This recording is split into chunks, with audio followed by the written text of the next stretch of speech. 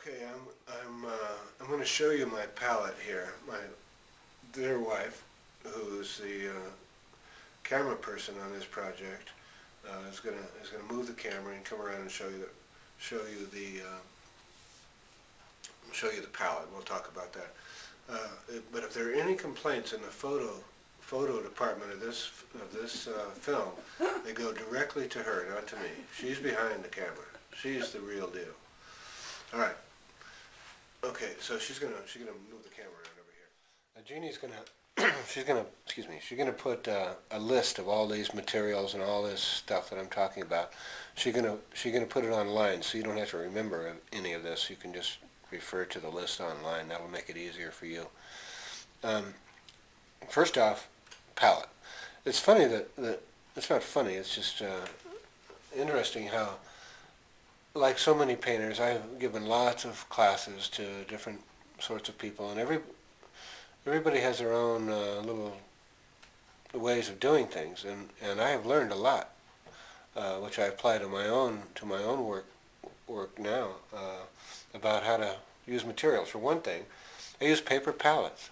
I used to use wooden palettes and all those fancy palettes all the time, but I found that for myself, I don't like to get dirty. I don't like to get paint on my hands. I don't like to mess around with scraping palettes every day.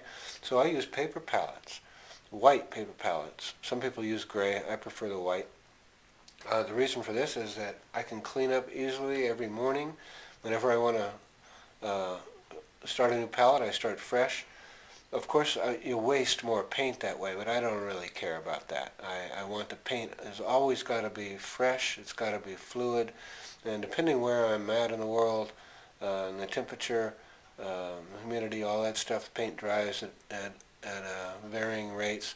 So once it gets to a point where it gets kind of sticky, the paint doesn't maneuver off the brushes easily. So I say it's time to mix a new palette. It may be 2 in the afternoon. It may be that it lasts all day, but at least every morning I start with a fresh palette. And if that means you have to recreate the same colors the following day, well, that's practice. You just have to learn how to mix the same colors over and over again. Anyway, white paper palette. I have here a jar of turpentine and a jar of medium. And the turpentine is this odorless turpentine, and I mix, for any medium that I use, I mix 50% linseed oil, straight linseed oil, and 50% again of that turpentine, odorless turpentine. That's my medium. That's it. And then I use retouch varnish. Okay, let's go for the colors. Again, Winsor Newton, basically Winsor Newton colors: titanium white,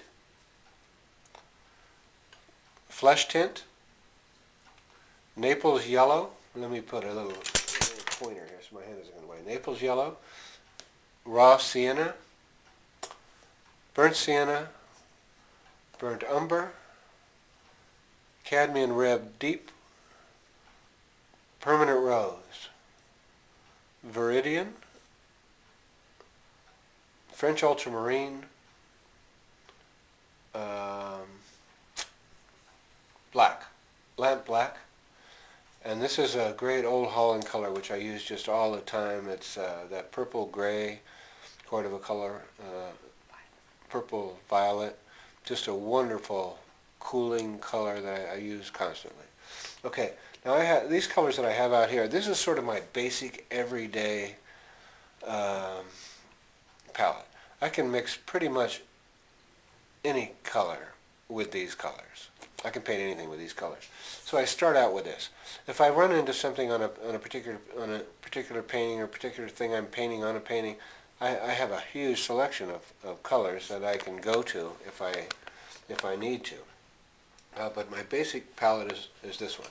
And I always sort of start with this palette because most of these colors are very quick drying for the early stages of a painting when you want them to dry fast. They're all very opaque, so the color is strong.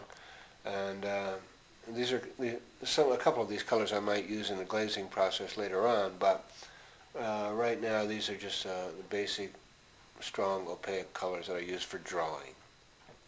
oil drawing, which is what we're going to do